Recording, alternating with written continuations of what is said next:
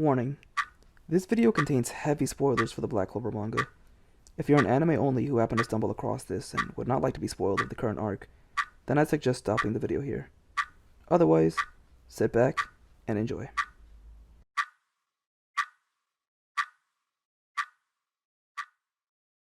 If you've been following the Black Clover community during the Spade invasion arc, or just recently got into it, then you may have heard about the popularly discussed clock theory.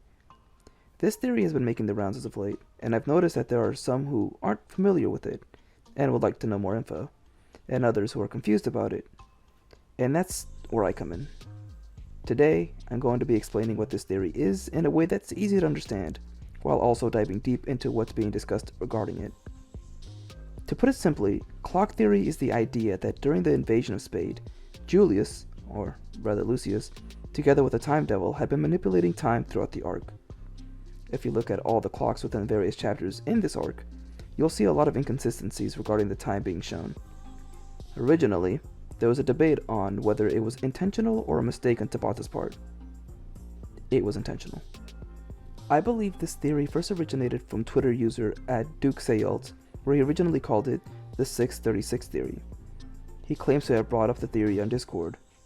It then led to small discussions and even minor debates about the possibility of time being rewinded throughout various parts of the invasion. Once Chapter 331 released, this theory gained traction once again, sparking discussions on Twitter, Reddit, Discord, and 4chan. This eventually led to the community finding the location of every clock within the invasion to see the hour and find any irregularities. Here's what was found. In Chapter 273, the first time we see the clock is on page 6 with Morris looking at it from a distance. The time shown is 6:36. We also know that, in this chapter, the ancient demon appears before the resistance. Interestingly enough, there's a total of 5 times the clock is shown, with all of them being shown 6:36. So it's possible the demon did take out the resistance the total amount of times it was shown. During the final few pages, we see Mary Leona appear, but not the clock again. We don't see the clock appear again until chapter 279, and despite everything that's happened in the invasion the past few chapters, with us even seeing Mary Leona right in the beginning of this chapter, quote, take out the demon, the time is still shown to be 6:36. This continues on even into chapter 280, where on the second page it's still 6:36. After we see the clock, the devils go on a rampage and the demon reappears in front of Mary Leona, prepared to fight her again. It's also worth noting that this is when the Dark Triad achieved their 100% form, so it's possible there could have been moments where they won their matches shortly after. It's not until chapter 284 that we see time progress further with the clock showing 6:45. This is where we see the Heart Kingdom gang appear and take out the mid-rank devils. This chapter also ends with Nock being severely impaled. It's possible he even died during this fight with the twins. Here's where it gets real interesting. A few chapters later, chapter 289, the clock shows 6:36 again. This is where we see the twins fuse and try to land their son into Spade, but we see Asta successfully stop it.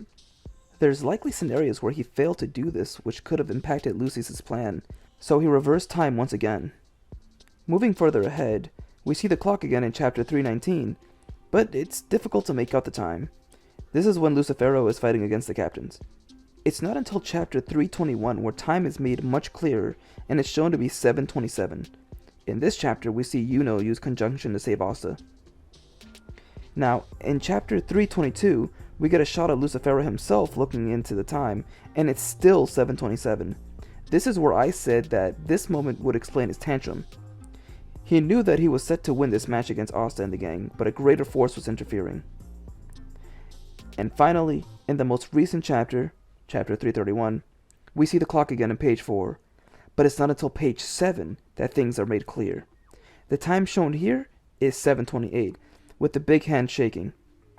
This is where we get the ultimate reveal of Julius actually being the 4th sibling, where it is shown that his name is Lucius and he's the host of the Time Devil. So, to briefly summarize everything, Julius, or rather Lucius, had been manipulating events in time during the invasion to fit the outcome that would benefit him the most. There were likely times where Asta, Yuno, Yami, Noct, and the rest of the gang did die during their fight against Lucifero. It was thanks to the influence of the Time Devil that things turned out the way they did. There were likely several different outcomes that came to pass during this entire arc and they could be seen as different probable timelines that didn't come to be. We know Julius once said that he was born with the magic to, quote, steal futures, so that would line up with him changing various different scenarios. It's also worth bringing up that in chapter 311, Julius is seen exhausted, with him saying something enormous was about to emerge. Not only is this a ploy on Tabata's part to make the readers think that he meant Lucifero rather than Lucius's emergence, but this also shows that he is drained from having to manipulate time to such an extent. I actually said in a tweet that this would be very reminiscent of the Witch's Forest arc, where we saw Asta, quote, kill his friends, but it was thanks to Vanessa and Rouge that they were able to stay alive.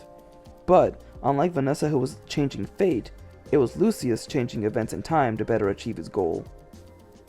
And now, that brings us to, well, basically the end of clock theory. I hope I was able to help give a simple explanation to the popular Black Clover theory. Of course, this is still an ever-growing theory, so I'm sure there's things I may have missed out, but I'm pretty sure I gave a basic rundown of everything. Now, what do you guys think about the clock theory? Feel free to leave all your thoughts in the comment section below, and don't hesitate to put anything I may have left out too. And I also don't say this often, but I'd really appreciate it if, you gave the video a like and you commented and subscribed if you enjoyed the video. Especially if you want to see more Black Clover content from me. But yeah, that'll do it for me for now. I really can't wait to see Black Clover come back. It's going to be a long 3-month wait, but not only are we going to get the confirmation of the idea of whether clock theory holds any ground, but it'll be back and we're going to be entering the final arc. So there's definitely a lot to look forward to. I'm really excited to see what Tabata has in store for us.